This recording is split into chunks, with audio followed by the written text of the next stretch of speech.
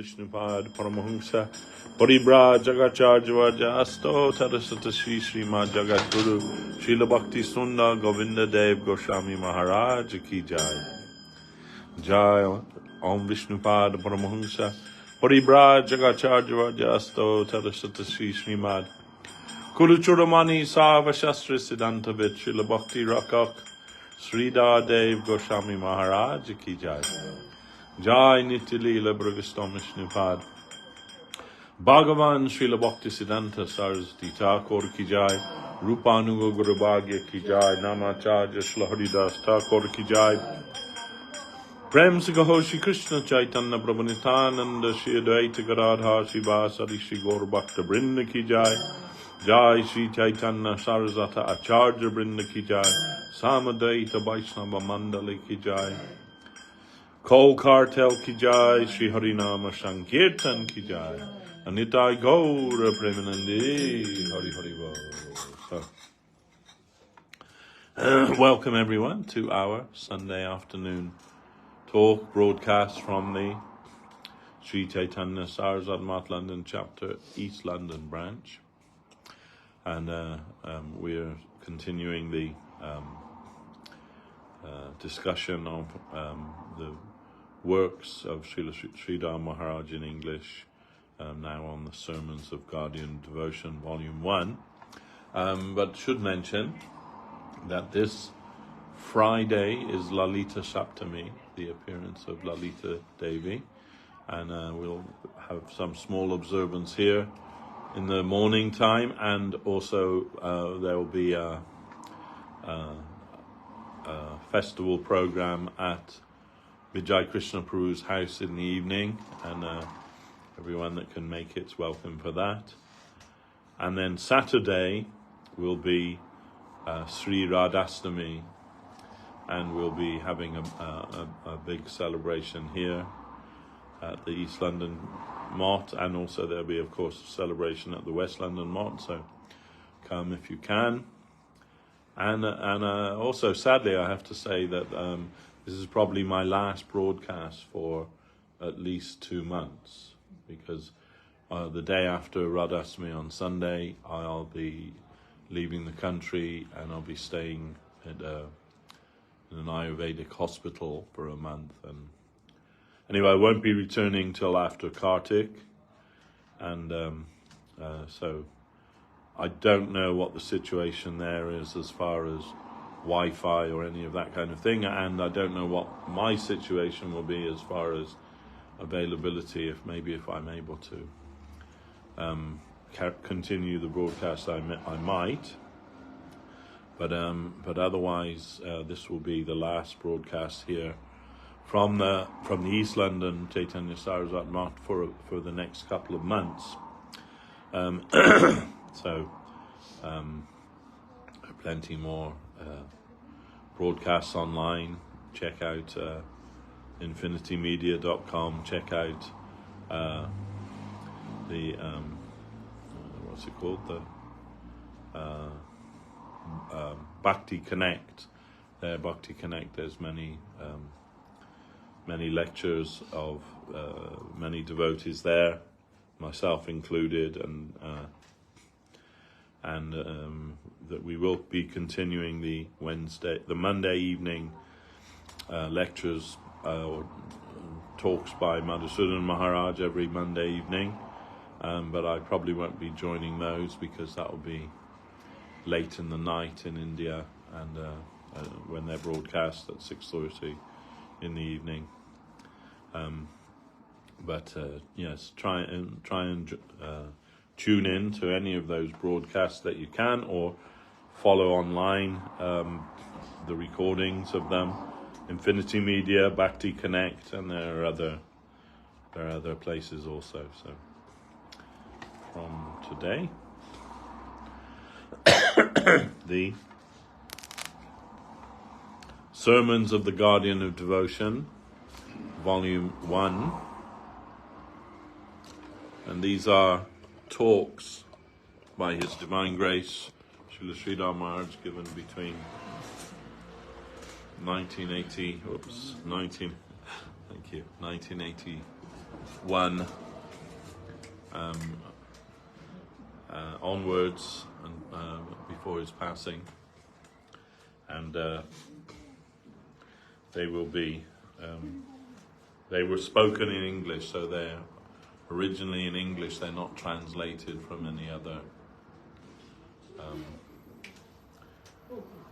from any other language. So the Guru Maharaj is directly in English. I see sometimes that devotees they post some extract from one of Srila Guru Maharaj's books, but but often I see that they're taking it from a translation in their language, perhaps in Spanish, and then using Google Translate or something like that to translate it back to English, and then posting it. My advice is, don't do that. Find an original English translation, because there's lots of mistakes that Google Translate makes, and so you won't get it as it was spoken. Go to the original English edition. You'll get the better translation. Well, it's not a translation; it's the original. So, this is the Sermons of the Guardian of Devotion, Volume 1, Chapter 10, which is called Beyond Doubt.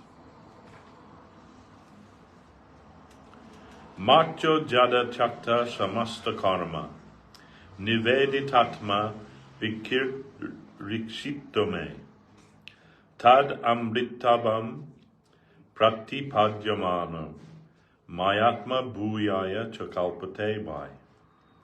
This is a famous verse from the 11th canto of Sriman Bhagavatam, often quoted by Srila Sridhar Maharaj.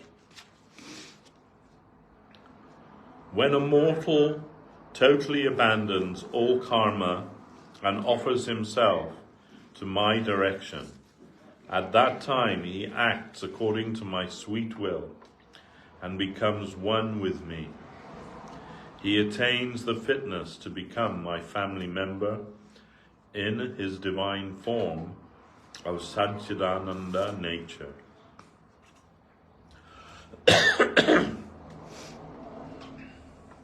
So,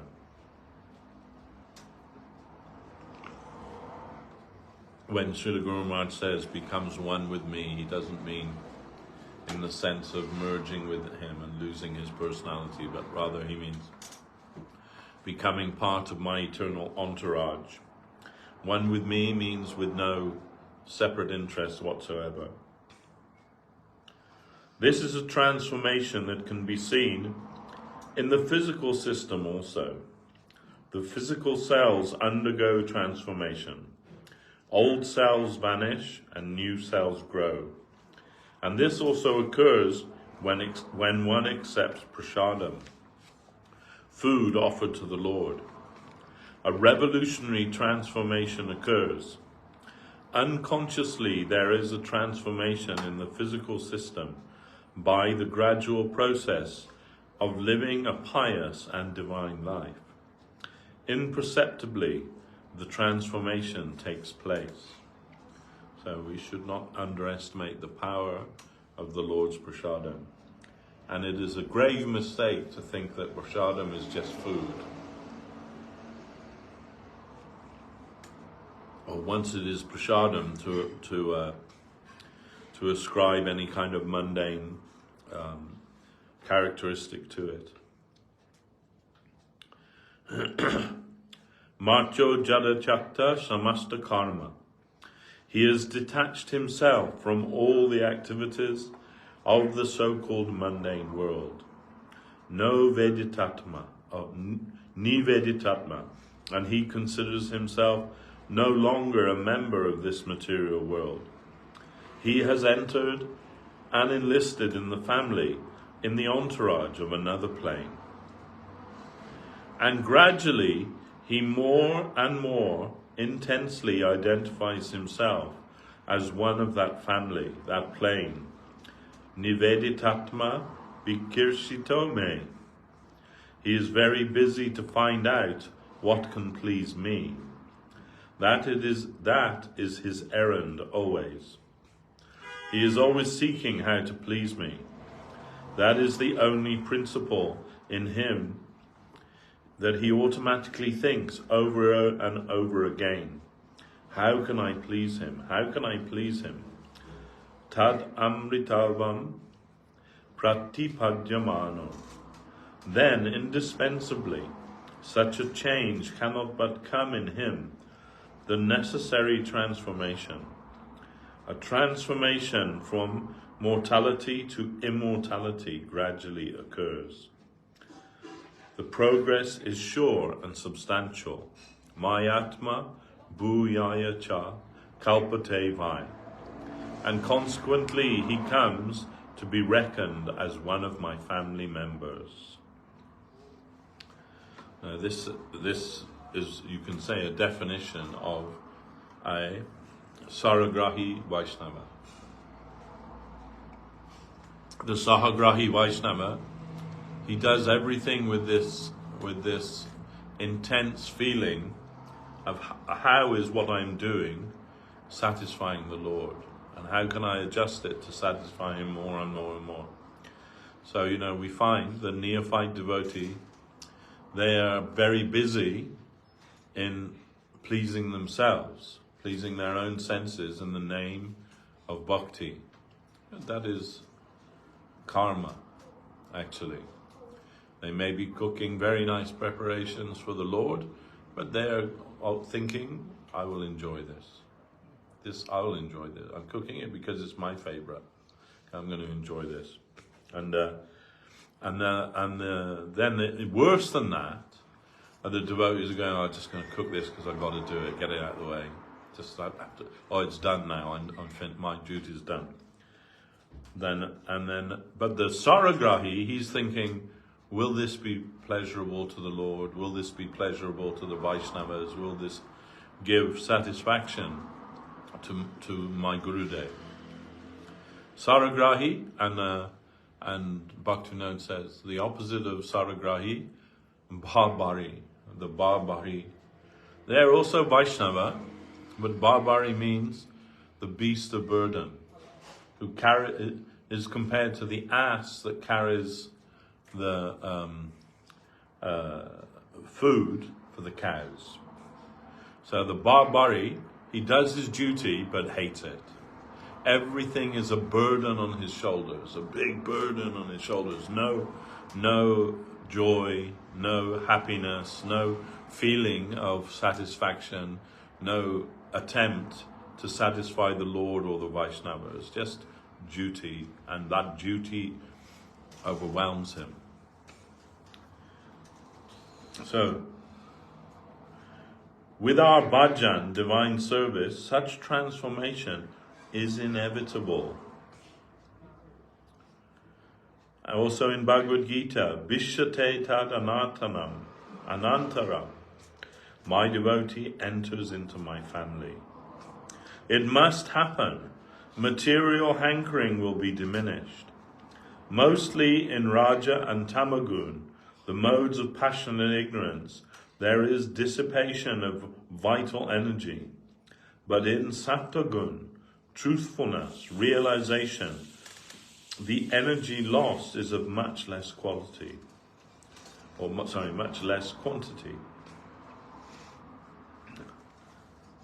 Bhakti, paresh anubhavo, viraktir, anjatra chaisa trika eka kalaha, prapadyat manasya jatasnata shush, tushti pushti kushupayo nagusham. Also from in the 11th canto. As with every mouthful, an eater feels the threefold effects of satisfaction, his stomach being filled, and his hunger being dispelled. In the same way, when a surrendered soul serves the Lord, he realizes devotion of three natures simultaneously. Devotion in love, the personal appearance of the Lord, who is the abode of love, and detachment from all other things. Progress can be measured by detecting this kind of transformation within. Paresanubhava. Somehow, a conception of the Supreme must grow clearer and clearer in me. What is he? Who is he? Vikrite and Yatra. An indifference to everything non-Krishna grows in me also. I avoid what does not concern Krishna, and when it appears anyway, it produces some apathy or even irritation in me. Oh, why has this thing come to me? The measurement from the negative direction will be how much I am apathetic to non-Krishna things. Tushti pushti kustat paya nuga shama. And also, the inner hunger should be felt to be fulfilled. Yes, I am feeling fulfillment. I shall feel self-approval that I am walking in the right direction. I shall have inner satisfaction of my clear conscience. Yes, I am doing right. I will feel inner satisfaction. Vidyante hridaya grantis tidyante sarva samshaya. Kiyante kasya karmani mai driste kilatmani.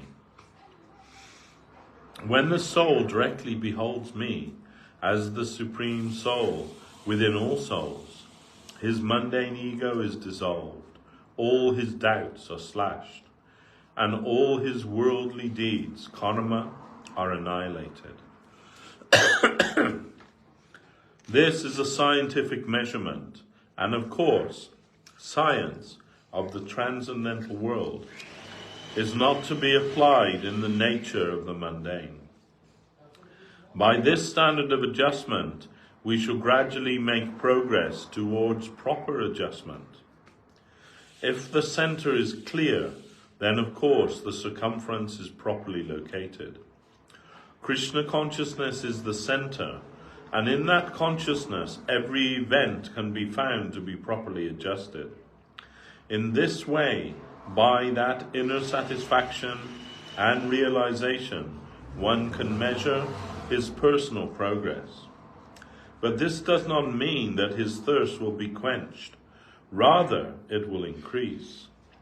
But the assurance will come that the direction is the right direction. Did I push the door up there? I'm now making progress in the proper line, because many new things can be explained by that formula. They seem to be unintelligible and meaningless, but now what I am told to be the Absolute is harmonizing all these things hitherto unharmonized. The points are being solved. So, chidyante sarva samshaya. The doubts are being cleared, and more satisfaction of a wide and spacious nature. The solution will be felt in the heart of one who is the real student and a regular student of the Bhagavat school. Chidyante sarva samshaya. It's a great thing. We cannot accommodate this within the narrow shell of our brain. All doubts shall be cleared. What is this? It is inconceivable that all doubts will be cleared. But everything will be solved if we accept the harmonizing center is such a point, as advised by Sriman Bhagavatam and Sri Chaitanya Mahaprabhu, the Krishna conception of the Absolute. Absolute love and charm is all accommodating. None can deny it. None can say, I don't want love. It's so universal. One may say, I don't want any grandeur, any power, but I don't want any love? Never. Sometimes one may even go so far as to say, I don't want justice. That may be possible. Of course, generally it may be exception, but still it may be said. I don't want justice. By justice, that man will suffer. Rather, I shall suffer, and that man should be saved. Just as Jesus Christ told, Father, forgive them, for they know not what they do. One of our friends serves here sometimes. He wrote me a 10-page email, and the title of the email was, I want justice. And the whole tenor of the email, all 10 pages of it, was criticism of another devotee.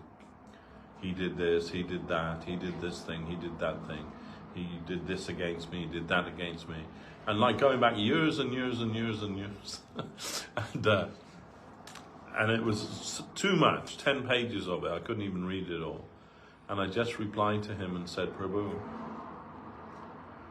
if we come to Mahaprabhu with this idea that I want justice, then that means we'll have to be judged. So that judgment will have to come against us first. You want justice? Then what about everything you've done? That will be the first thing. And then that will be our disqualification, because we're all disqualified when it comes to that. We have to come and say, I want mercy. And if we want mercy, then that means we're asking the Lord, please disregard all the bad things that I've done.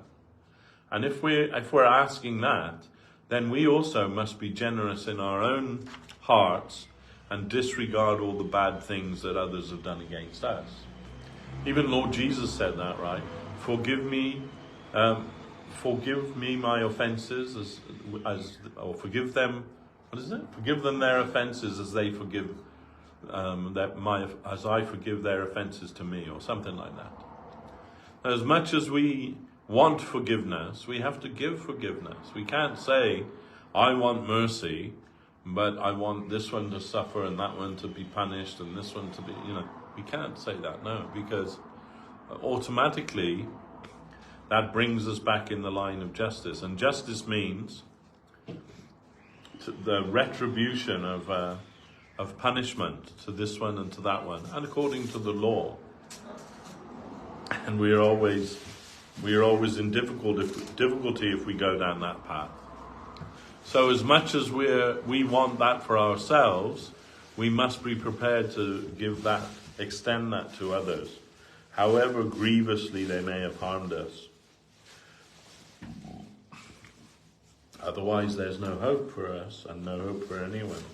But many times people say, we shouldn't make any offense to Vaishnava. But saying, don't make offense, but that way they are making offense. But yes, but a real Vaishnava, very difficult to offend a Vaishnava, because they are very merciful and they don't take any offense. One time, one man who was you can say a friend of our mission, and rich man, but puggle man. He's also puggle, means like a little crazy. And he came when Gurudev was here. He came to see Gurudev, and he was promising Gurudev so many things: money, buildings, this thing, that thing, so many things.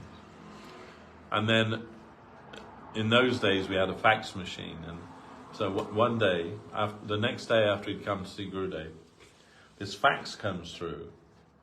So I was up there, I took the fax, and the fax was just criticism of Gurudev. It was addressed to Gurudev and saying, I can't support you because you don't do this, you do that, like so many offensive things. And so I'm not going to give you the money I said I was going to give you. I'm not going to give you this. I'm not going to do that. I read it, and I was feeling a little offended that someone would say that about Gurudev, making Vaishnava aparad, because we can be sure we may or may not be Vaishnava, but Gurudev is Vaishnava, and anyone who makes offense to him, actually we've seen people who made offenses to him, terrible things have happened to them. Not that we wish that upon anybody, but it's just the fact. So anyway, Gurudev says, what's that, Prabhu? He said, I said, it's a fax, Maharaj. He said, who's it for? He knows. He's like figures intuitively he knew. I said, "Oh, Maharaj, it's nothing, Maharaj." And he said, "Is it for me?" I said, "Yes, Maharaj, it's for me." He said, "Show me." I said, "No, Maharaj, I don't want to show you." And he said, "Well, why not? It's for me. Is it for me?" I said, "Yes, it's for you." I said, "Then let me see." And I said, "No, Maharaj, it's nonsense. It's just some nonsense." And he said, "No, Prabhu, show me." And this little smile coming on his face, "Show me." And I said, "No, Maharaj, I don't want to show you because it's full of apparad, It's full of apparad." He says, "Oh, it's from our friend so-and-so." He knew who it was from, right? It's from so-and-so. I said, "Yes, Maharaj." He says, "Then show me." "No, Maharaj, I don't want to." "Show me, Prabhu, show me." So, okay, Maharaj, I gave it to him. And I was as offended as I could be. And as Gurudev's reading it, not only is he not offended, he's just laughing and laughing and laughing. That all those offensive things that he's written there, Gurudev's just laughing as if it's the funniest joke he's ever heard, So the fact is that, yes, okay, he was offensive to Gurudev, but Gurudev didn't take any offense. And the same thing with Guru Maharaj, right? Then when we were with Guru Maharaj, some so-called, leaders of some Vaishnava society at that time, they're telling offensive things about Sridhar Maharaj. And one devotee's coming and reporting, "Oh, they're saying this, they're saying that, they're saying all these things." And we're all like thinking, "Oh, how terrible things they're saying, horrible things they're saying." And then Guru Maharaj just laughs and he says, "What, is that all?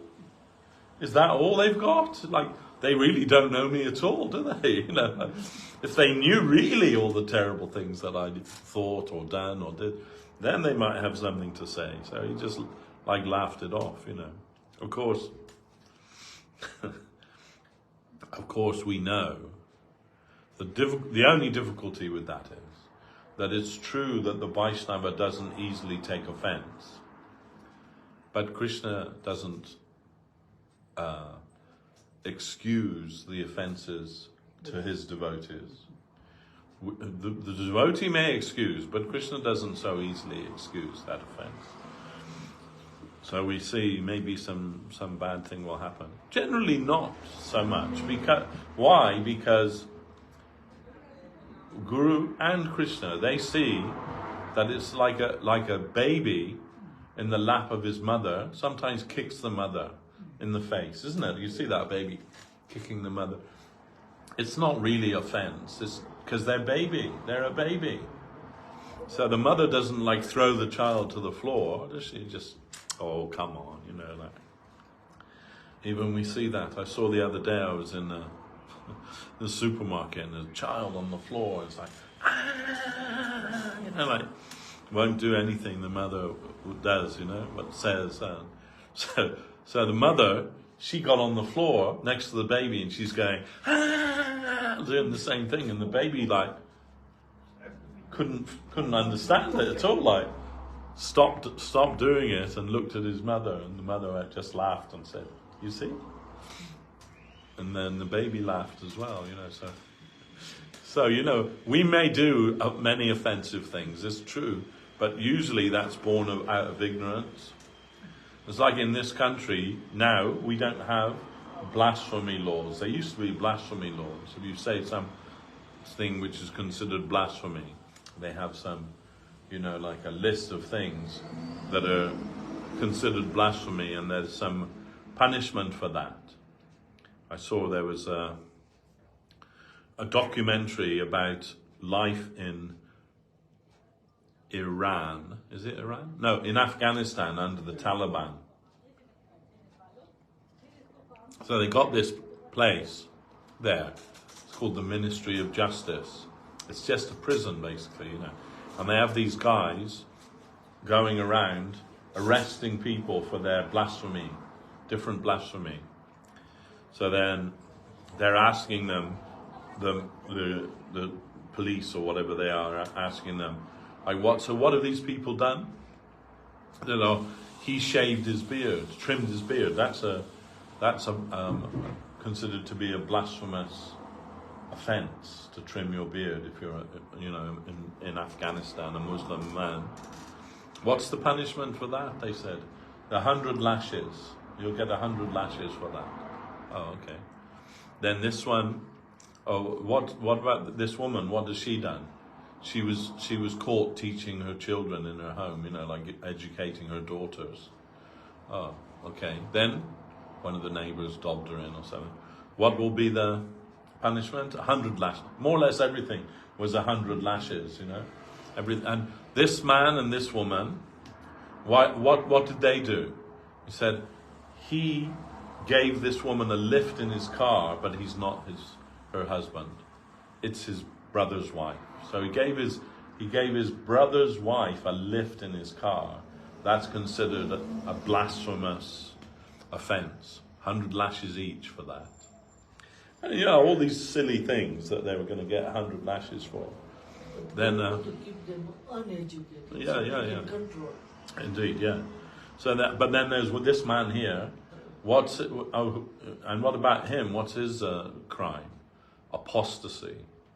So apostasy means, if you're not sure what that means, it means losing your faith.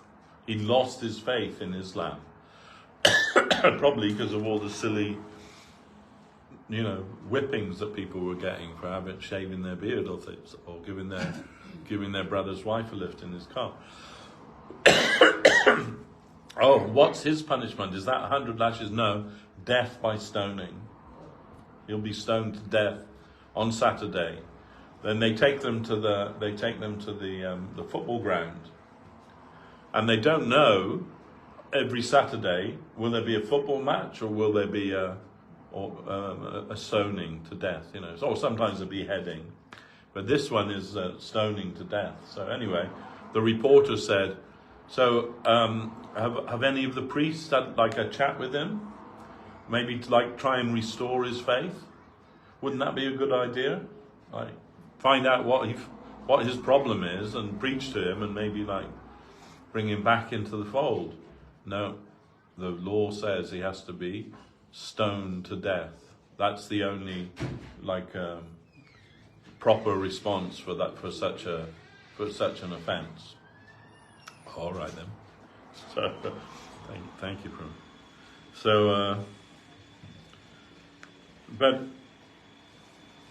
so they used to have those similar, not similar, that would be ridiculous, but they used to have blasphemy laws in this country. If you said something, what was that one they said in The Life of Brian? Oh, this lamb looks good enough for Jehovah to eat, someone said. That's taking the Lord's name in vain, you're going to have to be punished for that. So, all these different things. But I think blasphemy is a bit like spitting in the wind, What happens if you spit into the wind? It just comes back in your own face, So in the Bible, the Lord says, vengeance is mine, saith the Lord. Which means we don't need to do anything to punish people for not believing in God or saying something offensive against the Lord. He's quite capable of doing that himself. He's quite capable. And of course, the scripture says, if you hear somebody tell blasphemy about Guru, Krishna or Vaishnava, then there are three things you can do. One is defeat them by argument. If you can't defeat them by argument, cover your ears and walk away. Or, if it's within your power, cut out their tongue. So, we're not really advising the third one. Because that's something that a king should do. That, someone who has power, not just a man in the street. Otherwise, that causes, some kind of chaos in society. Everyone going around, well, you blaspheme my guru and cutting out your tongue, and then it becomes like a Mad Max. There's no end to any of that. But thankfully, there is no blasphemy law in this country, and I think that's a good thing.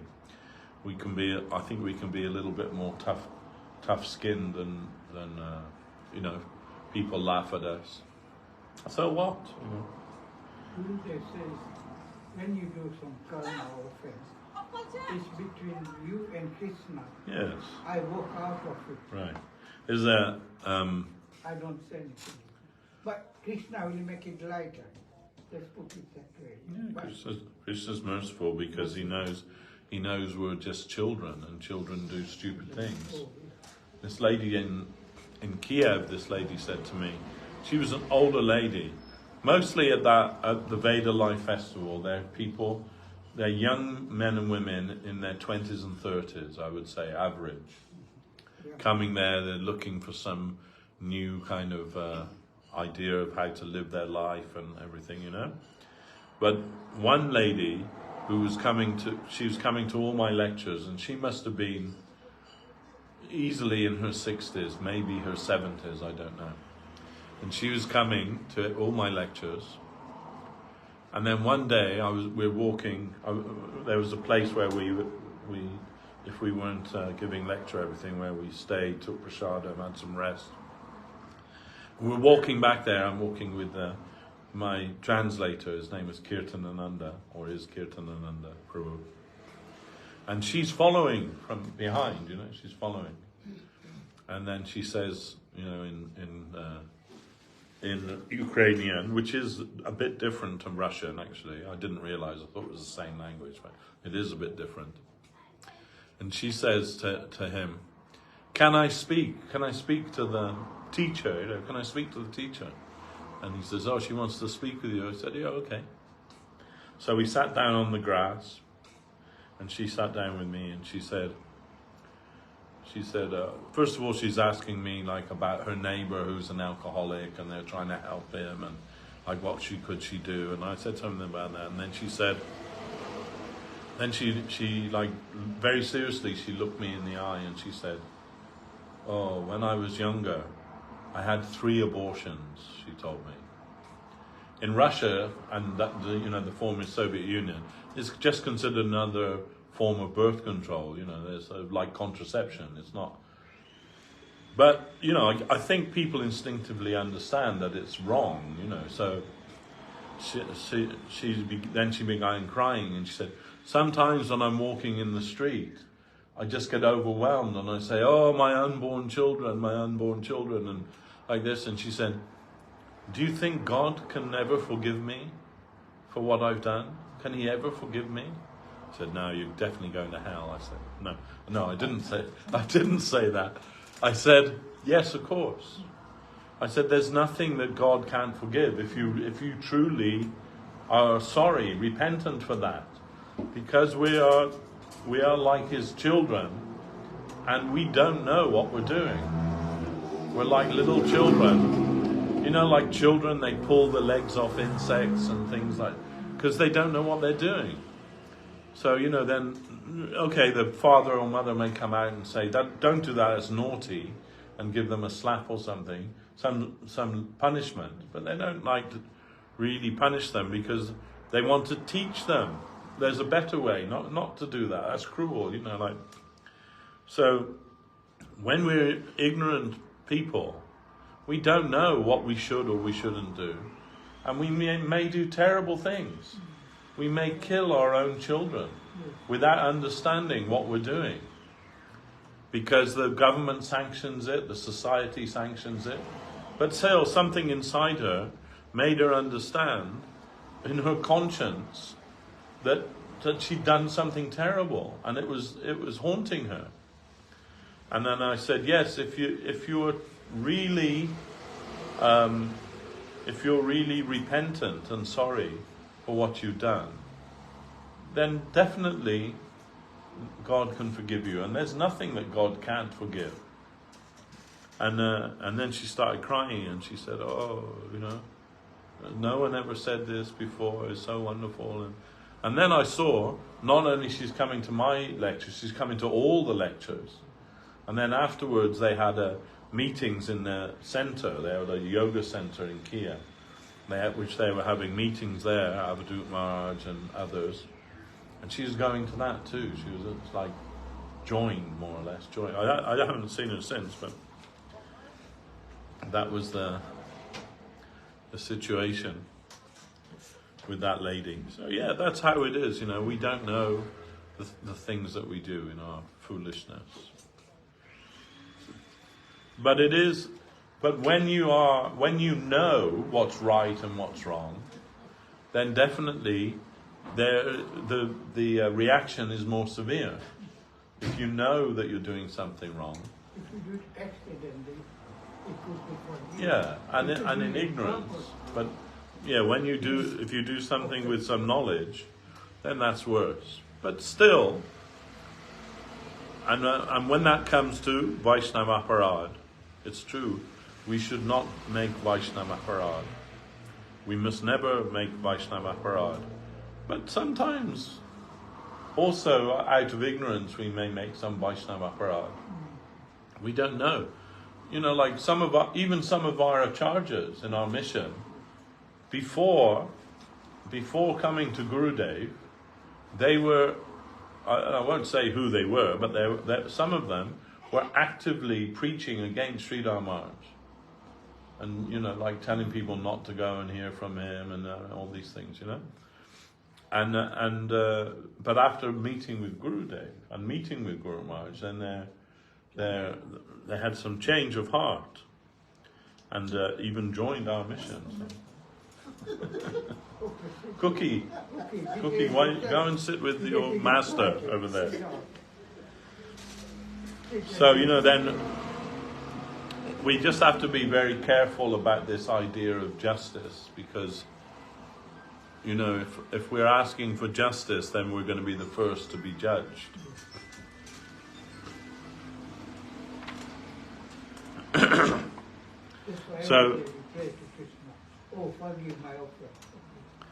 So by justice, that man will suffer. Rather, I should suffer, and that man can be saved. Just as Jesus Christ told, Father, forgive them, for they know not what they do. By that prayer, Lord Christ set justice aside. No, justice may go on this side, and let me be the sufferer. We can take the risk of dismissing justice, but we can't avoid love. We can give up everything, but that love for love. If we have the eye to see, then we shall see that only to get love, prema, we can give up everything in the world. So how valuable is that thing? And Mahaprabhu and Srimad Bhagavatam came with that. Before Srimad Bhagavatam appeared in the world, Devashis Narad came and gave a regular stricture to Srila Vyasadeva. What you have done, what have you done for so long? This is nothing. Rather, you did some downright wrong. Jugupsitam dharma krite nushashtaha swabhava raktasya mahan vyati krama yad vakyato dharma ittahara stito na manyate tasya nivra nanam janaha. This is from Srimad Bhagavatam, first canto. You have committed a great wrong. In your injunction of religious duty for the masses, you have sanctioned condemnable worldly works for fulfillment of mundane desire. The masses are already by nature attached to condemnable worldly works for fulfillment of mundane desires. It is a great wrong because the worldly masses will conclude that your messages alone are the central religious duty.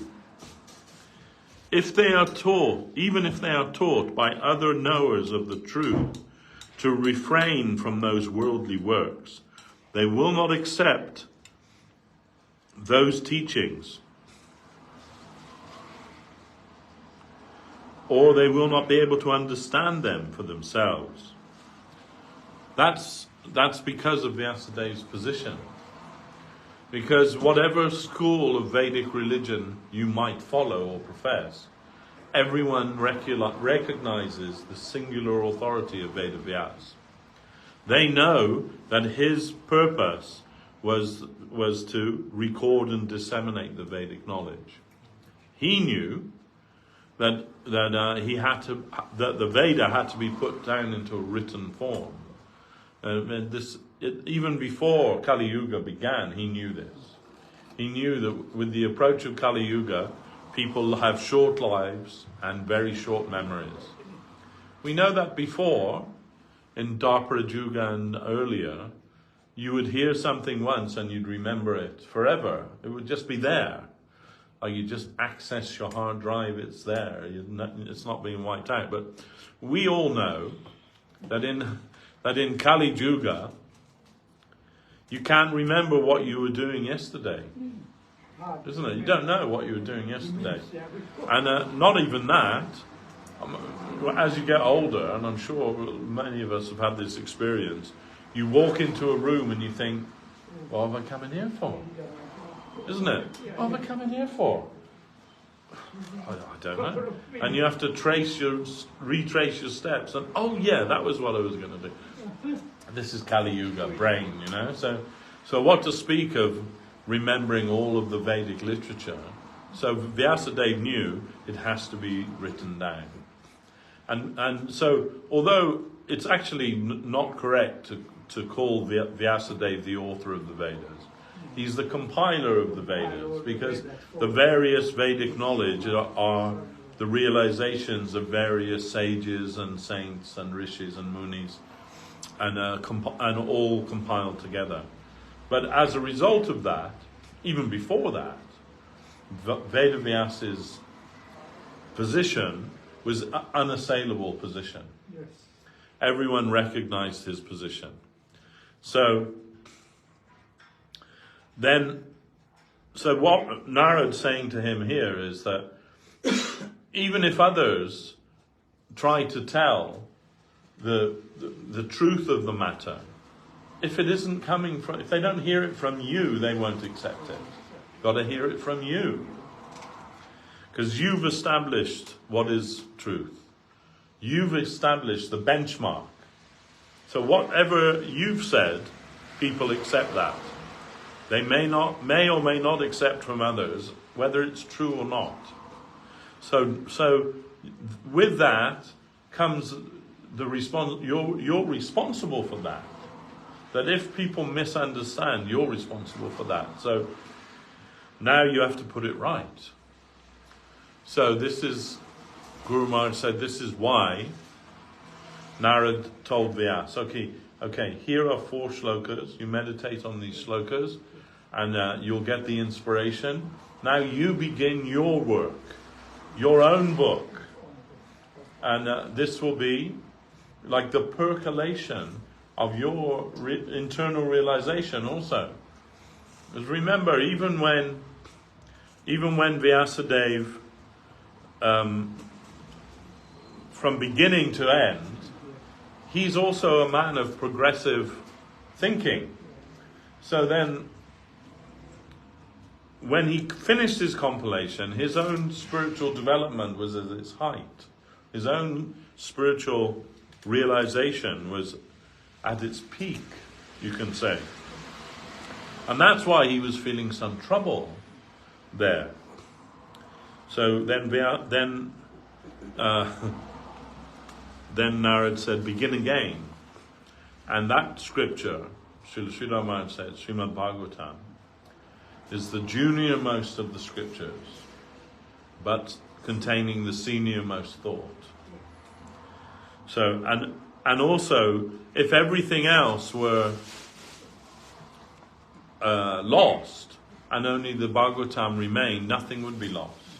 Because right from the very beginning, it's established that only that which is entirely necessary for spiritual enlightenment is in Srimad Bhagavatam.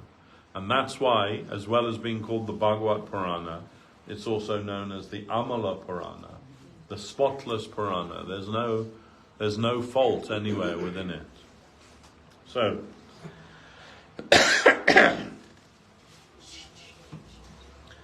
the people generally have natural affinity for these things. Dharma, artha, karma, and then moksha. Religion, wealth, sense pleasure, and liberation. You have recommended these 4 things in a regular and polished way.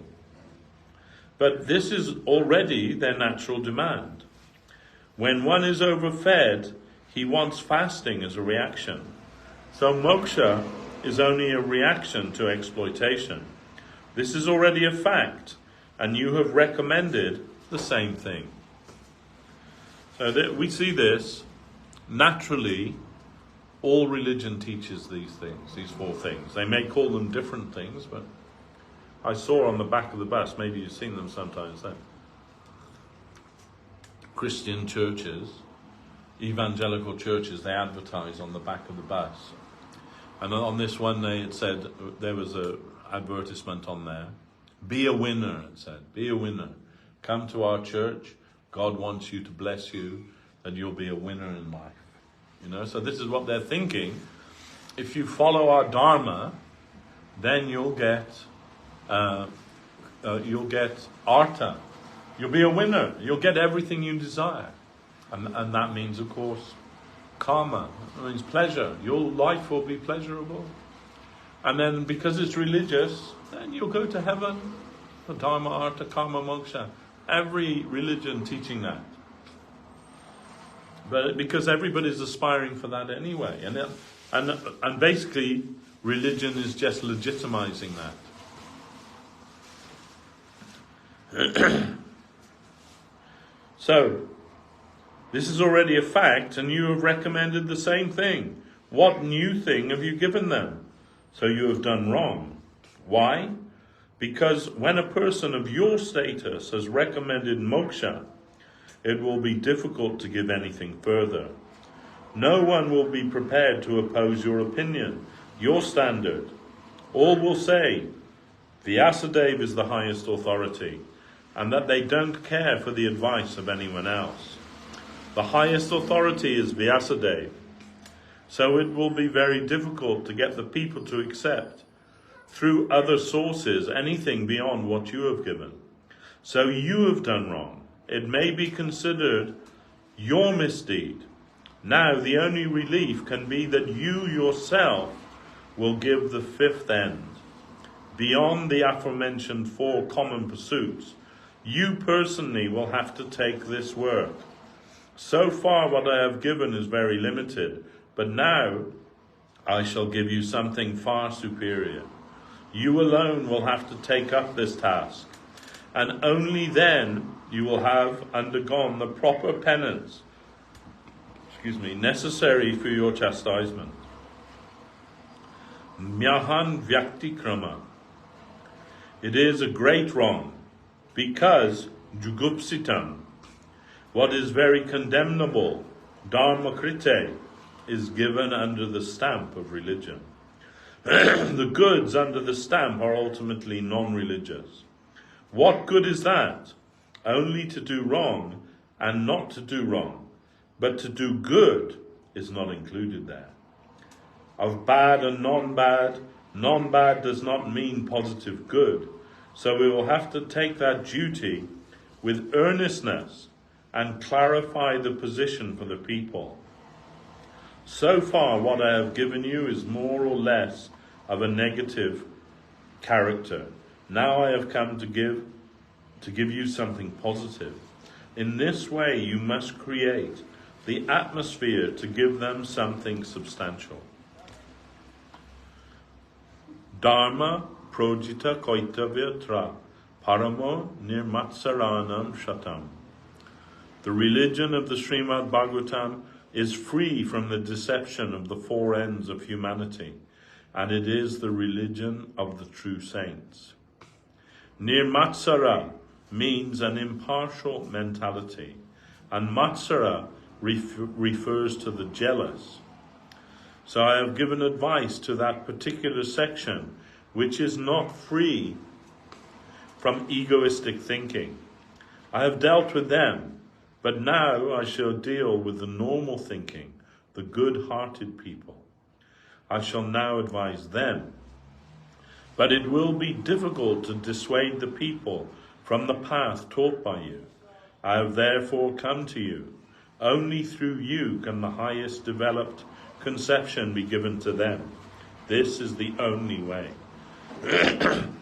So Srila Vyasadeva was chastised in this way by Devashi Narad. Then, with an outcome of the 10 basic principles, he had to meditate, assimilate, and finally reproduce. Devashi Narad left the ashram, and Sri Vyasadeva began to meditate and assimilate.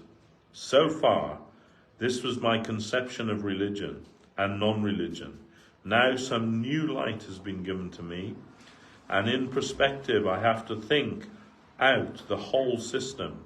The whole system must be colored with a new color. A new color should be given to everything I delivered previously. So he came to write Srimad Bhagavatam.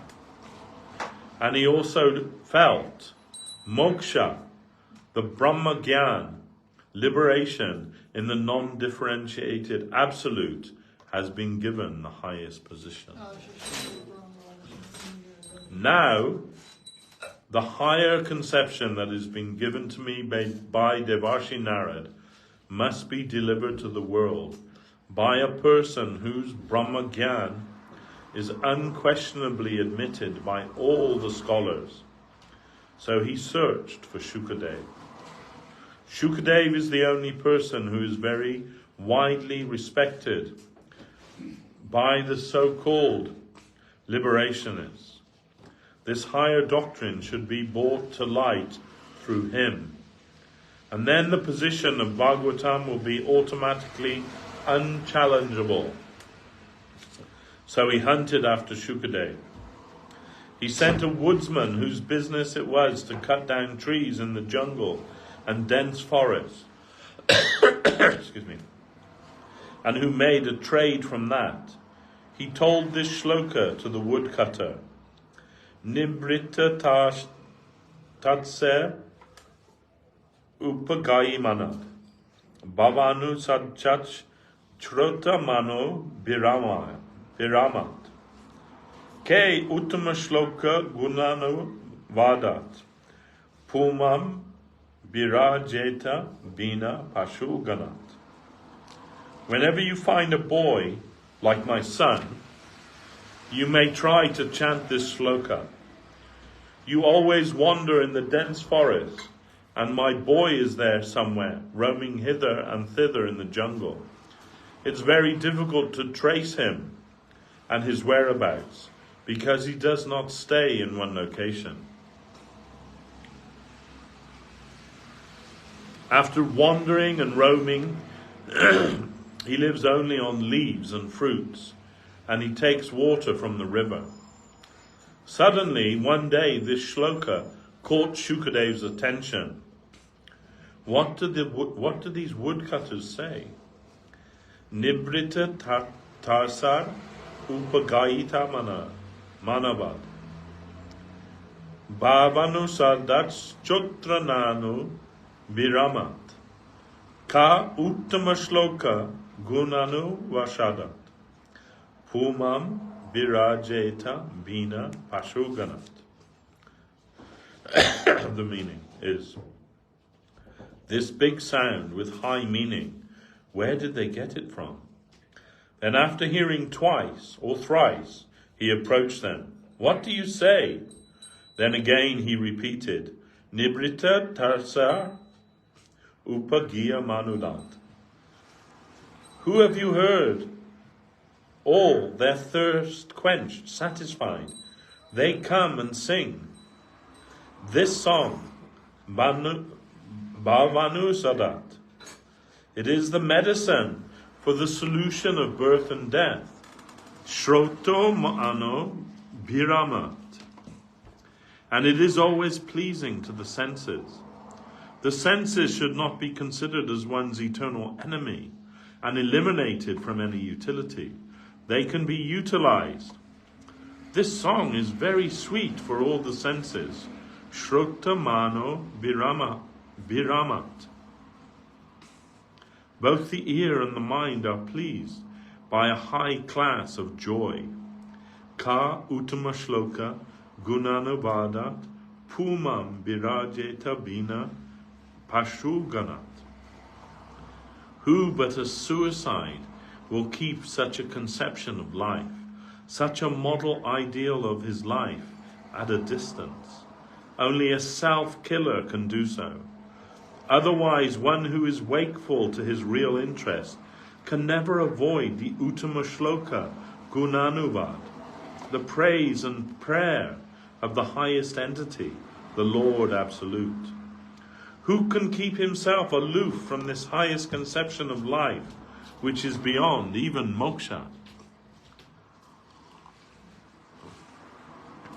Then, after having a glimpse into the meaning of this shloka, the poem of Srimad Bhagavatam, Shukadeva inquired, "Where did you obtain this shloka?" "At Badrik Ashram." "Can you show me that place?" "Yes, come." And they took him to Vyasadeva. He could recognize, "Oh, this is my father's ashram. Vyasadeva, my father, requested me to stay with him, but I did not care for that. I ran away to the forest to avoid human society, to avoid being influenced by human society's designing attitude. I left. However, for the solution I find in this shloka, I cannot but inquire from him." So he came and he asked his father the meaning of the shloka. Srila Vyasadeva then explained according to the angle of vision that Devashis Narad had recently given him.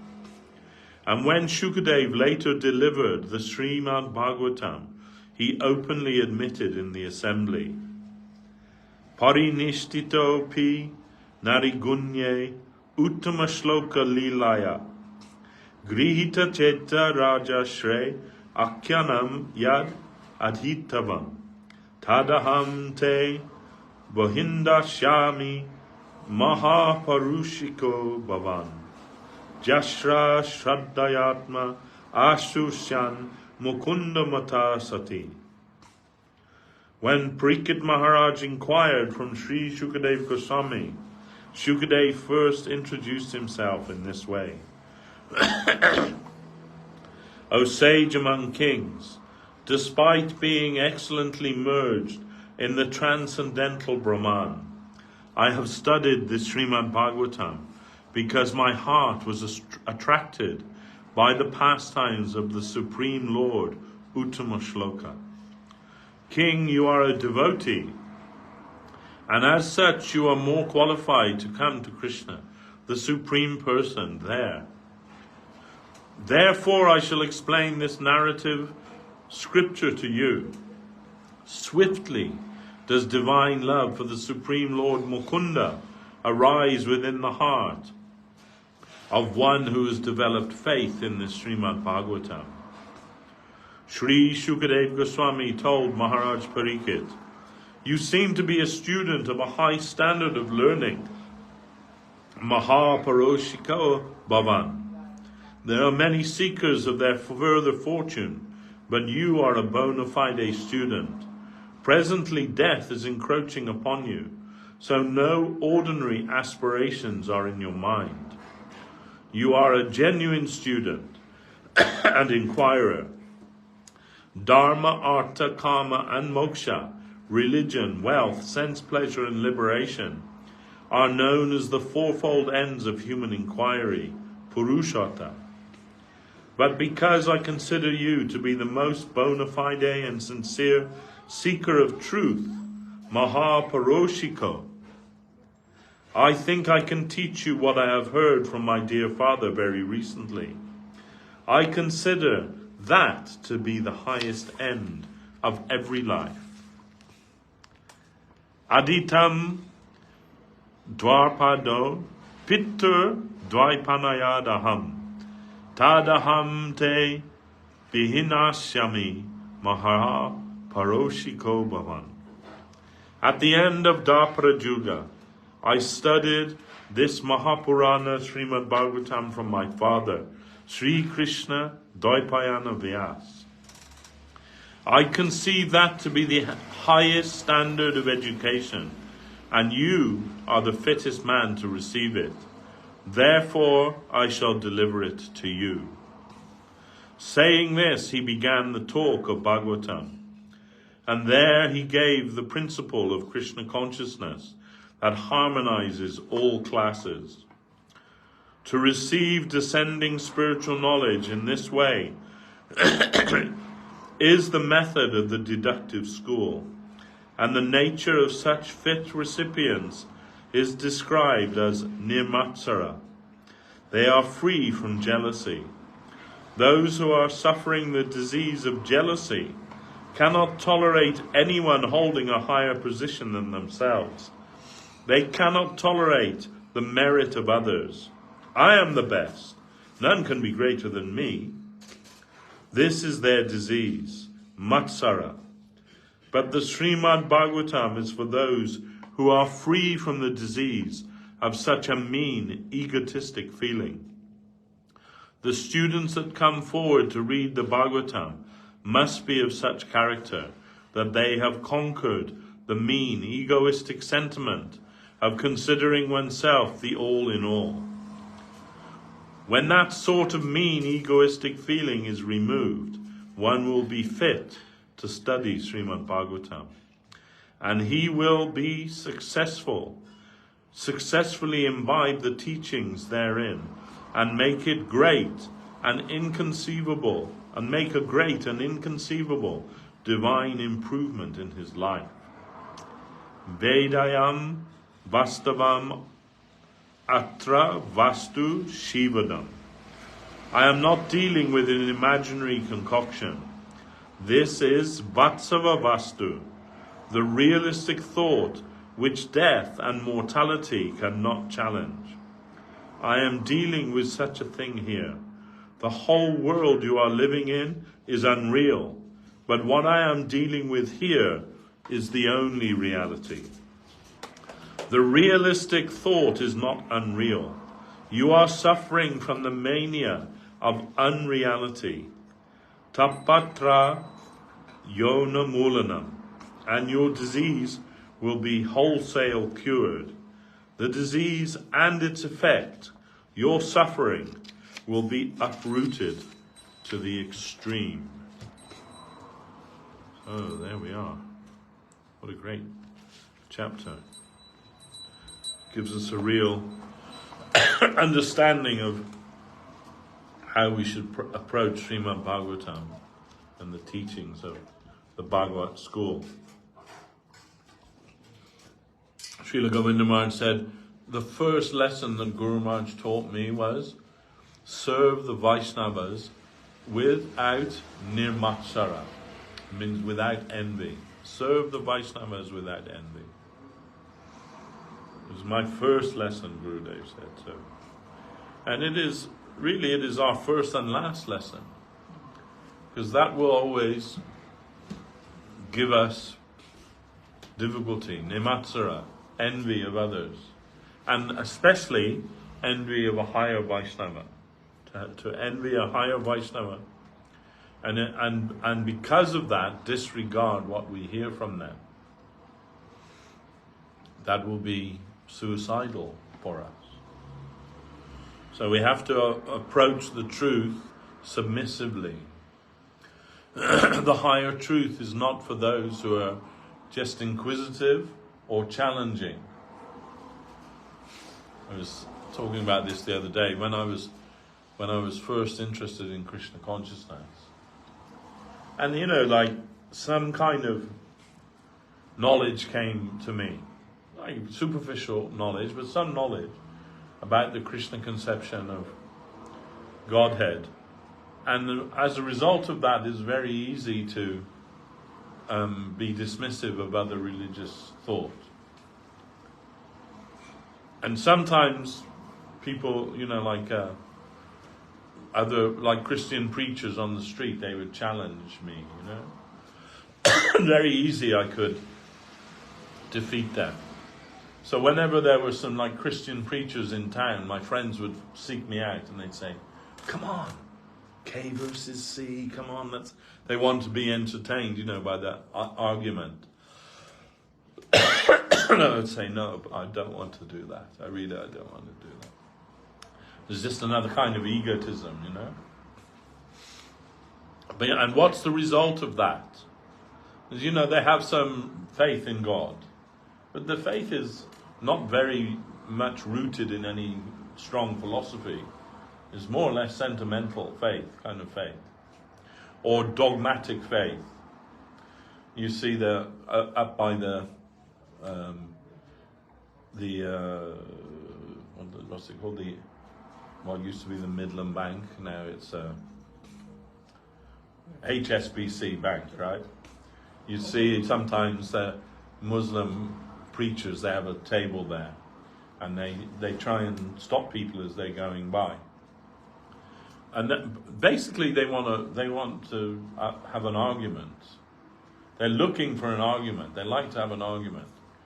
But I think it's that makes them feel superior if they can argue their point and not be defeated.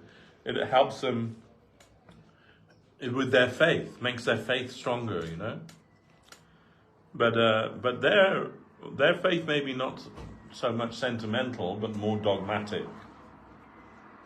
That's in the scripture. It says this. It must be this. And the Christian faith, more sentimental kind of faith. Jesus loves us, He loves you, all these things. So, and for someone who has some foundation in Krishna consciousness, Vedanta philosophy, Bhagavad philosophy, it's quite easy to defeat either of them in argument. But why? What would be the purpose of that? They're not going to become devotees. Those Muslim people aren't going to say, "Oh yeah, you're right, take me to your temple, shave my head and put on tilak." They're not going to do that, are they? And the Christians aren't going to do that either, So what will be the point? Only you'll end up damaging their faith. They have faith in God. Their conception of God, maybe it's not the highest conception of God, but some faith they have in God. They want to try and lead a godly life or a God-centered life. And then if you break the faith in what they have, but they're not ready to accept anything higher, then you only did damage to them, didn't you? You only damaged their faith. If they're not ready to accept something more. So it's better to avoid that. And why to do that? Just to show your ego, that you're a superior person. It used to be in religion and philosophy, both in Eastern school and Western school, that if you had a debate, philosophical debate or religious debate, and you were not able to defeat the person who you were debating with, you would have to become their follower. That would be how it was. You'd have to become their follower of what they taught if you weren't able to defeat that. But this is another symptom of Kali Yuga, that people aren't willing to do that. Used to be that in philosophical schools up until a few hundred years ago, even in the West. But now, if they can't defeat you by argument or logic or philosophy, they just give you a punch in the face instead. That's what it will be, like they just become angry and punch you in the face. Or vice versa, so there's no point in it, They have that place in Hyde Park, don't they? Speaker's Corner. You can go there and people just go there to argue. They're not going there to try and learn anything. They're just going there to argue with someone. Yeah, exactly, yeah. We don't support that, We don't support any of that. Let people believe what they believe and live peacefully. But if someone comes to inquire with submissive is important. Not submissive necessarily to you or I, but submissive to the truth. That they want to know the truth. Then we're happy to discuss that with them, as much as they're able to accept Krishna consciousness can be a lot for people to accept. You know, especially in one go. Can be a lot.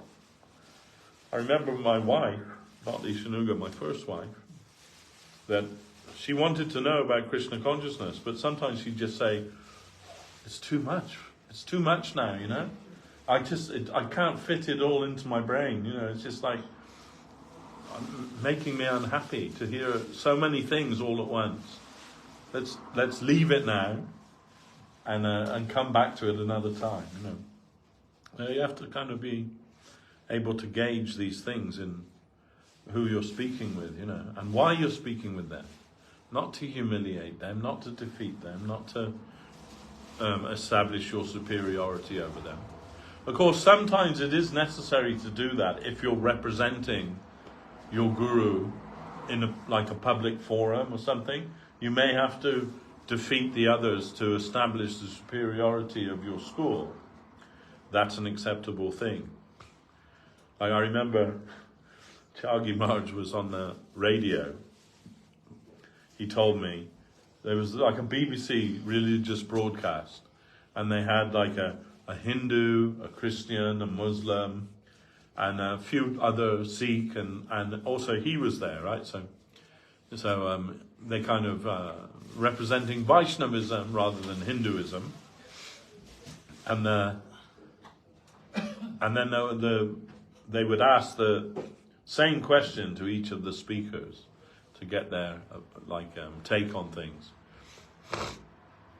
And they asked, so what's your idea of heaven, you know? And when they came to the Muslim priest, what's your idea of heaven? And he said, heaven means that you're walking down the street and you see two birds flying in the sky. And just by looking at them, suddenly they're kebabs on your plate. This is heaven. This is heaven.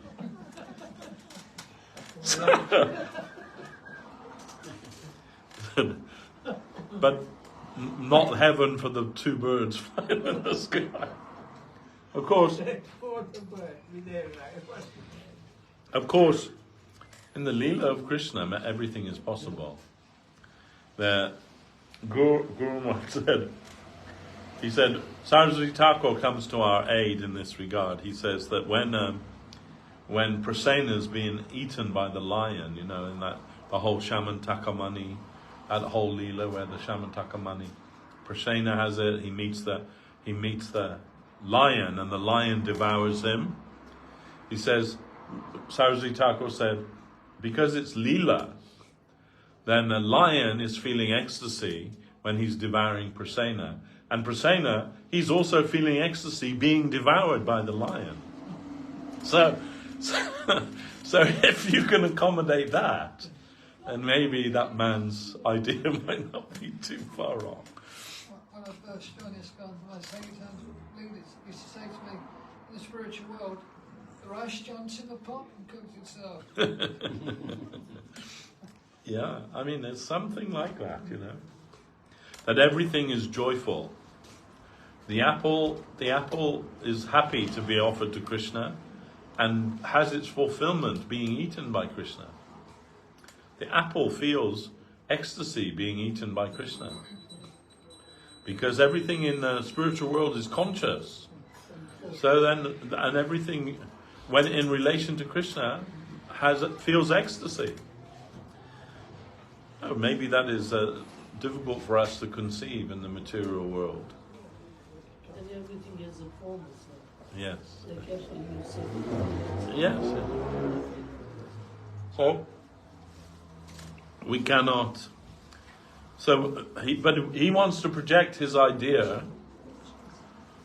He wants to project his idea of what will be pleasurable to him, and say that that's heaven. That's heaven.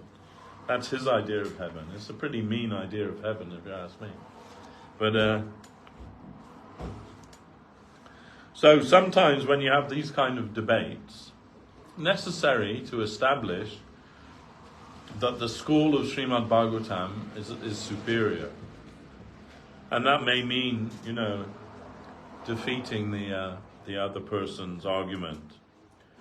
when Goswami Maharaj told us when he was younger and he was at like this interreligious faith conference, and he said there was another Swami there, and that Swami was explaining, he said, when you eat something very nice, then you become silent. Like this is the ultimate thing he's done. This is the ultimate thing. You become silent. You're satisfied, you're silent, you know. And when it was Goswami Maharaj's turn to speak, he said, we don't want to, you know, like find fault with our learned colleague, but my experience is when you eat something very nice, you want to tell everyone else about it, isn't it? Did you try that? Have you had? It's fantastic. You've got to try it. It's so wonderful, you know. So, and this is our experience in Krishna consciousness. When we find that this has given some extraordinary satisfaction to us in our life, we're not silent about it. We want to share that with others. You have to try this also. You please try this. And we see that the great preachers, like Srila Prabhupada, that was what he did, right? He traveled all over the world telling people, you must try this Krishna consciousness. With so much earnestness and conviction. So this is the school of Sriman Bhagavatam. And they say, the preachers of Sriman Bhagavatam, I don't really like that word, preaching, because it kind of just makes me think of like Catholic guilt when we grew up, you know, religious guilt, preachers, those like crazy people who stand on the corner of the street asking you if you bathed in the blood, that kind of, you know, Bible bashers, that kind of thing. We don't want to be counted amongst those type of preachers. So one of our devotees, they said, in Krishna consciousness, preaching means people reaching. And that's a kind of a nicer idea, you know? To share what we have with others. Who wants to hear that? Not to try and force that down anybody's throat.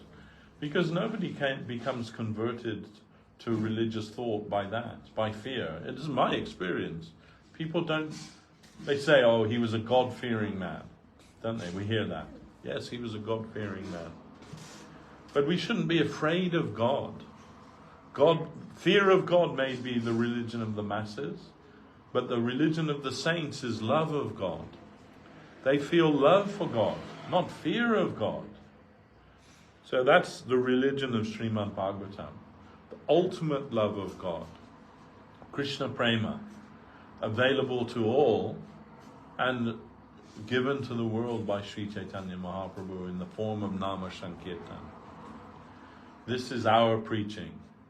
Love of God. And you know, we go in the street chanting Hare Krishna. Some people think we're crazy. Some people throw tomatoes at us. Some people do all kind of things, you know. Curse us, swear at us. But we don't mind. We don't mind that. Because one or two people may think, what is this wonderful thing? I want to learn some more about that. That's our type of preaching. Srila Guru Maharaj said, the life of a devotee means your diet will be a diet of dal and gall. So that means devotees, they eat simple food, like dal. This is a simple food. They eat simple food, and gall means the abuse of others. You'll have to suffer the abuse of others. Everyone that tries to share religion with others is abused, isn't it? Because people don't want that.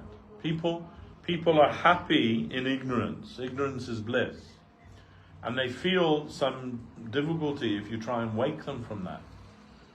Just like my kids when they were younger and we had to wake them from school.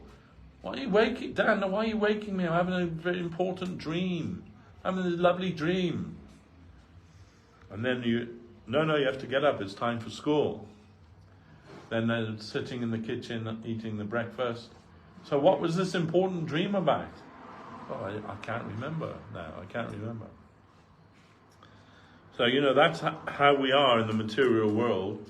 We're wandering around in our dream. And then the devotee comes and says, no, wait, it's time to wake up now. It's time to get out of the dream. and look at reality and see how wonderful that is. No. What I'm doing is very important. Think that. Maybe we even think that also. But that means the devotees are our real friends. Just like when we're waking our kids, it's not because we're being cruel to them. We want them to get up and have an education, isn't it? We're doing for them because we love them. But it may seem a bit cruel sometimes from the onlooker. Sometimes when you're in the street and you see the mother chastising the child, it may look like, oh, she's such a cruel woman. But you don't know what the backstory is, right? Why she's doing that. And generally you'll find that she's doing that because of love. Not always, I have to say. Some people are just out of control and can't control their anger. But generally, mother or father giving some chastisement to the children because of love, not cruelty. So the sadhu is our real friend. Then their words may be cutting to us, but we cannot deny. Srila Govinda Maharaj said, when I heard the devotees telling, your mother is nothing, your father is nothing, only Krishna is real, everything else is nothing. And he said, I heard them telling their nonsense, these sadhus speaking nonsense. He said, but much as I didn't like it, I couldn't deny the truth of it. Sometimes truth can hurt us a little bit. But really, truth sets us free. And we should embrace the truth, because there isn't anything but the truth, actually. If we are serious. Anyhow. So, as I mentioned before at the beginning, this will be my last broadcast here for a few months, because I'm going away next week. But don't miss Radhastami next Saturday. And also on the Friday, Lalita Saptami, and we're going to have a nice program at Vijay Krishna Prabhu's house in the evening. Come there also for Kirtan Prashadam. And also you please give your best wishes for my I'm going for some treatment at the hospital, so I give some wishes for my recovery, that I don't die, come back. And my prayer is, while I'm away, you please look after Guru Maharaj's temple and make sure it continues, the service continues. You did a good service. Are you doing the same place where Mr. Rastagi? No, I think it's roughly in the same area, but this is in South Kerala, near to Kochi. It's called Chaitanya Ayurvedic Hospital.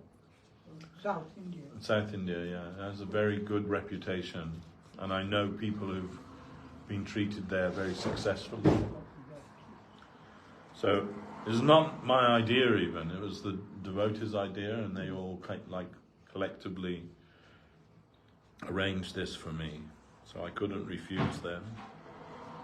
And I just hope they don't expect me to return with a big S on my chest or something, wearing a cape. At least something, if I can from there get some improvement. You travel to Thailand, isn't it? Yeah, after a month there, then from there I'm going to our ashram in Thailand for the Kartik. From Kochi, I'll go to Thailand. Yes, he's in Thailand. Guru Maharaj's appearance. Guru Maharaj's, so the last day, more or less, of the Kartik festival is always Guru Maharaj's Vyasa Puja, which this year is the 6th of November. 6th of November. Is it a Sunday? No, it's a Monday. It's a Monday.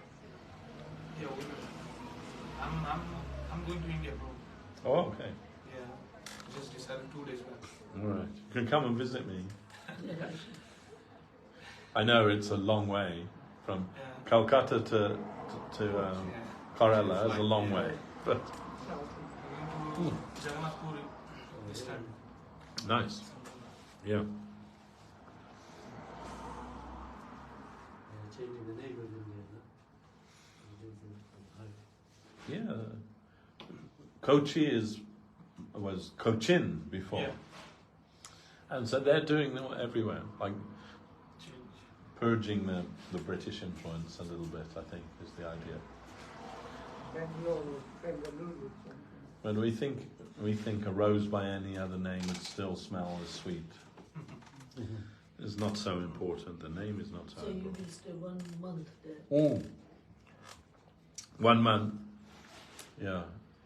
They do the panchakarma first few days, and then some regime to treat the various catalogue of illnesses that I have. And if they're even able to help with 1 or 2 things, that'll be amazing. If they can help me to sleep at night, that would be something,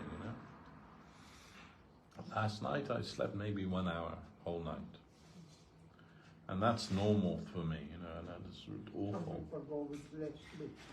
So it's dangerous, please, you got to sleep more than... No, like 4 or 5 days I do that, and then one night then I just completely collapse, But then again, then the next night again, 1 hour sleep or something. Anyway, Do you sleep in daytime? no. If I sleep, I fall asleep easily in the daytime. But if I sleep during the day, I wake up feeling really terrible. Really terrible. This is a really bad idea to sleep. For me, to sleep in the daytime, very bad idea. Anyway, that's just one of the You will things. miss the prasadam. It's just one. Yeah, I will. Ayurvedic kind of.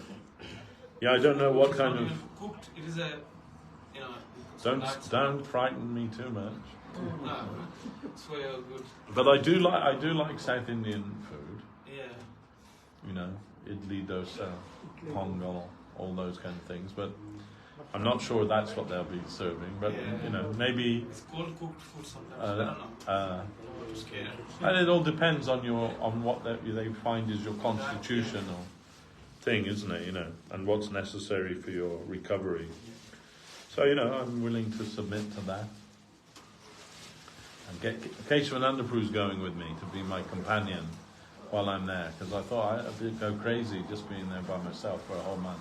And if you have prasadam, cannot just not even sneak just and have some. No, he can delivers. sneak. It's like Rasam. 10 feet Yeah, tall rasam is very walls, good. and probably cannot jump. No. Anyway, let's see how it'll be. I think I'll survive. Yeah, I'll survive. merciful. And hopefully some improvement will come as a result of it. And here's Dinah. Oh, he's here. Just came through the door.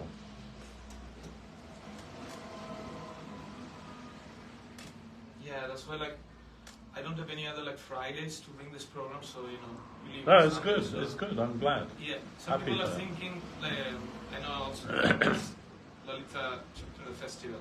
Now we do quickly, and also next day we've got a festival. So Yeah. we'll finish early, and then No, sometimes it's I'll Like come that. back also here with the devotees. We'll sleep here okay. Fridays. I'll be here on Saturday. I'll be here. Saturday morning, yeah. But they, Festival. in the time of Guru Maharaj, some festivals we were invited to other person's house. Like always, every year on the disappearance of Bhaktisiddhanta Saraswati Thakur, we were invited to the god sister of Guru Maharaj in Manipur. We would go to her house. And Guru Maharaj would go every year, but not when I was there. Like for the last 10 years, he didn't himself go, but he would send disciples to go there. So if I was there, I would go every year to that festival. It was in the evening at their house, house of his sister in Manipur. There's an area of Navadvip called Manipur, where the Manipurian devotees, they have a temple there, and followers of Narottam Thakur mainly. Anyway, she lived there in that area. And we would go there. That was where I gave my first lecture there. I don't think it was very good. I was asked to speak, and also my godbrother, Raja Vallabha, he's from Australia, and he was asked to speak before me. And I'm thinking, what will I say, what will I say? And he's very clever. He was first initiated by Prabhupada, Srila Prabhupada, and second initiated by Guru Maharaj. He just said, so the talk was about Srila Bhakti Siddhanta Saraswati Thakur, and he said, my Guru Maharaj said he was a Vaikuntha man. Then what can I say about him? Thank you very much. And I thought, I wish I'd thought of that. You know? But anyway, I had to speak something. I don't remember what I said, but something, 15, 20 minutes maybe. And then prasadam. And they had very, very nice prasadam, I remember. And in their family, their tradition was, at a festival, no one is given sweet until everyone has finished savory. They just wait until the last person's finished the savory. So okay, fair enough, you think. I was with Bhakti Prasanna Maharaj. Then he was Krishna Sharan Prabhu. And then, even then, when we came, he was old. Even then, he was old. And Guru Maharaj made him like my tutor, you know. So he's teaching me things. So he made me sit by him to take prasadam. We're taking prasadam. And they're giving khichdi. And a nice khichdi. And with khichdi, they're bringing sizzling hot ladle of ghee. And they put on top of each person's khichdi, you know. And I just happened to say to Krishna Sharan Prabhu, I like khichdi so much. Then he called the man who's like serving, and he told him in Bengali, he said something, and then suddenly a massive mountain of khichdi on my plate. and Krishna Sharan Prabhu said, you must eat all. And so they wouldn't let anybody else have their sweet until I'd finished eating. You know, it's like no pressure. And I'm eating, and I'm really struggling. And with the ghee. With the ghee, yeah. And I'm struggling so much to finish. I was just like a 19 or 20-year-old boy then. And then Aranya Maharaj leans over to me, and he said, he used to have this walking stick, you know. If you don't finish, he said, I'll give you beat with my stick. I'll beat you with my stick. Finishing. I finished. But after prasadam, then the festival was finished. It was about 11 o'clock at night. And they bought rickshaws to take us back to the temple. And I said to Aranya Maharaj, I'm so full, I'm going to walk back. You know, I'm going to walk back to the temple. It's a few miles walk. And like I say, he's an old man. Then he said, yes, good idea. I am also going to walk. And Hari Chan Prabhu is there, Brajabala Prabhu was there, others were there. We all walked back the whole way back from Manipur to the temple. And dismissed the rickshaws. It was late when we got there. But Aranya Maharaj was still strong when I saw him. Yeah. Gurudev left, he came, he said, him and Aswan Maharaj. He said, Gurudev left last week, Mr. Vyas. Sorry. He was an Strong, you know. exceptional Vaishnava. How are you feeling? He said, I got a little headache. Then we had a First- use of that. First disciple of Guru Maharaj. Before Govinda Maharaj, he was a disciple of Guru Maharaj. We had a juice of that bell. Oh, yeah. Good for head. And every Ekadashi, he's doing Nirjal. Not just Nirjal Ekadashi. He begins his fast the night before when the sun sets. That's when he began his fast, not the next day, the night before. Sunset, he began his fast. And the next day, and the whole, until the Paran time, no water even, nirjal every time.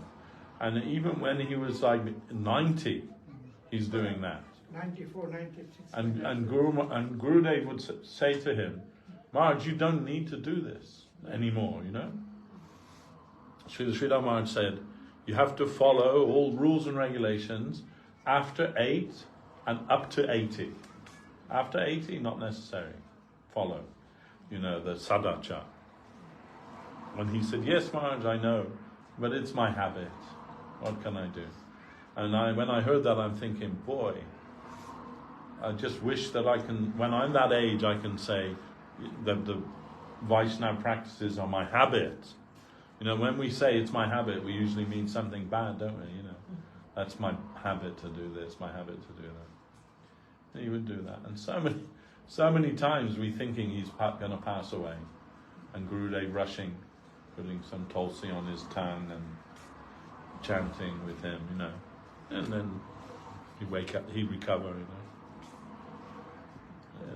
Very great devotee, but very great devotee, but also sometimes a little cantankerous. So sometimes he would, would take some little bit pleasure in give some chastisement. Yeah. One night I came, it was very cold, and he's like also the quartermaster, you know, of the temple. So if you need anything, you have to go to him. So it was a very cold night, and I came and I said, Prabhu, can I have a blanket? And then by sign language, he told me, I'm not speaking after the sun goes down. Yeah, after the sun goes down, I'm not. And this is not true, but sometimes by his mood, he's telling like that, you know. So then he's like, come and see me in the morning. But all like by sign language, he's telling, see me in the morning. So that night, I just shivered the whole night, you know. And then after Mongol Arti, went back to my room. It's still cold, and then knock on my door. And he's standing at the door with a blanket for me and a bit of a like sorry face, you know. Thank you. Anyway, he was very sweet. Very sweet guy. And not many people realize that he spoke like perfect English, because he didn't like to speak English, and so most people didn't know that he even spoke English. So you had to be careful what you said around him.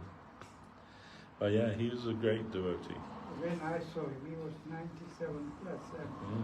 He said, oh, Gurudev left last week, Mr. Vyas. And so I went by Amritel first time. Yes. What about Haricharan Prabhu? They were very close. Haricharan Yeah. Prabhu, Aranya Maharaj, Gurudev, they were. Yeah. Haricharan. And Haricharan Prabhu, he also looked after me when I first came to the temple. When I was ill, I had which was just like everyone at some point would get dysentery, Western devotee, because you couldn't buy like bottled water or anything then. You just had to take your chances, and the chances are you drink some bad water, and then you'd have dysentery. So I had dysentery, and then Srila Govinda Maharaj put me in Haricharan Prabhu's room with him, and he would like nurse me back to health every day. I was very lucky. And whenever I would go every year, I would kind of, because he was a little old and frail also. Yeah. And then during the festival, when there's a big crush of people, I would always like kind of stand next to him to make sure no one knocked him over or crushed him. Very strong. And he would always say to me, how's Goswami Maharaj? Because he thought I was like, I come with Goswami Maharaj because I was often there with Goswami Maharaj. And I said, no, I'm coming from London. I've not seen Goswami Maharaj for like 2 years. And the next time I come, how's Goswami? Anyway, they were great devotees, disciples of Guru Maharaj. And Haricharan Prabhu was a great preacher. Really a great preacher. But like me, not that my preaching was like his, but he didn't know when to stop. Like that similarity we had. He would be giving his lecture, usually in Bangla, and then he'd be telling something, in Bangla, and then he would say, Sri Krishna, reality the beautiful, in English, like one of Guru Maharaj's expressions in English, he would say, and then again in Bangla, and then they're waiting to finish the program, and he's still preaching strong, and someone would come behind him and start tugging his dhoti, time to stop now, So sometimes he would say, forced retirement.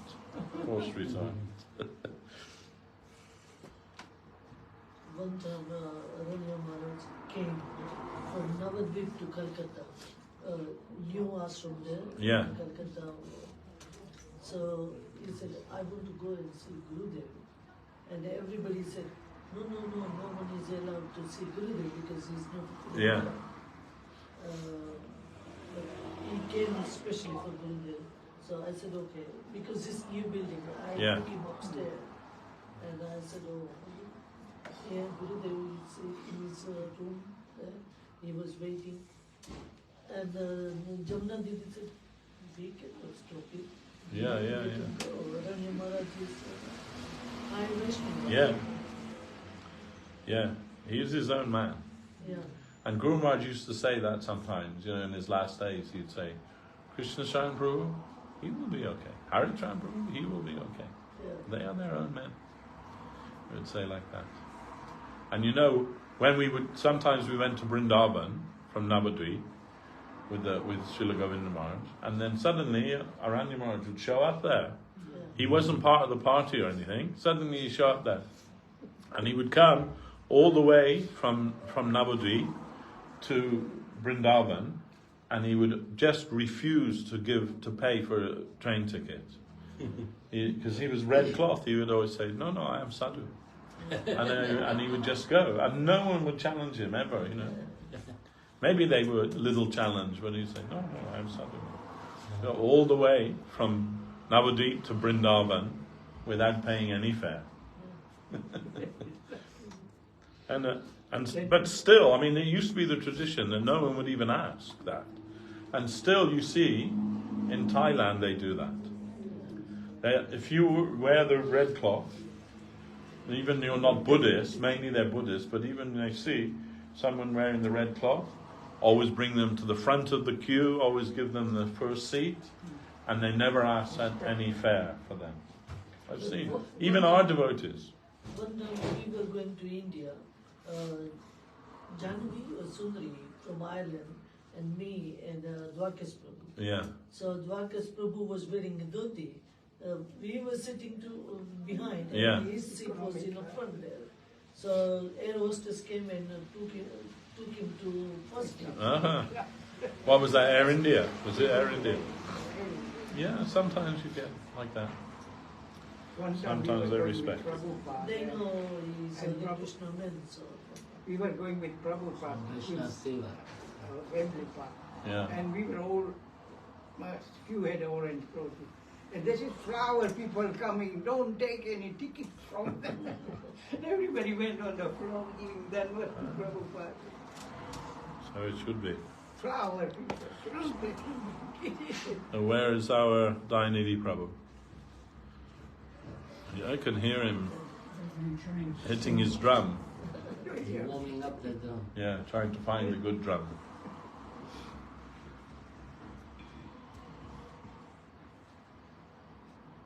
Hare Krishna.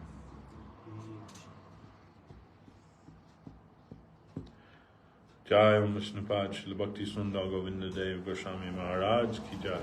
Jai Om Vishnupad Srila Bhakti Rakshak Sridhar Dev Goswami Maharaj ki jai. Bhagavan Srila Bhakti Siddhanta Saraswati Thakur ki jai.